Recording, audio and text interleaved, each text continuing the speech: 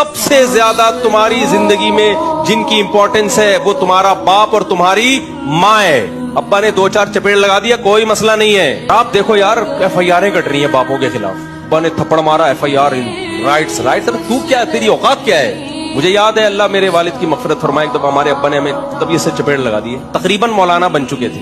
غلطی میری نہیں تھی, کسی نے غلط شکایت لگائی تھی. تو مجھے یاد ہے کہ مجھے بڑا غصہ سا آیا, تھوڑی سی میری آواز اونچی ہو گئی ابا کے سامنے. لیکن ہم چونکہ بھائی اللہ کو مانتے ہیں, ہمارے ذہن میں آیا بھائی غلطی ابا کی ہو یا ہماری ہو, ابا سو رہے ہیں, یہ ناراضی میں سو رہے ہیں. اگر اس رات ابا کا انتقال ہو گیا تو یہ نہیں دیکھا جائے گا کہ یہ صحیح ناراض ہوئے تھے یا غلط ناراض. مجھے اتنی ندامت ہوئی ہے, میں نے رات کو اپنے والد کو سوتے ہوئے میں اٹھایا ہے.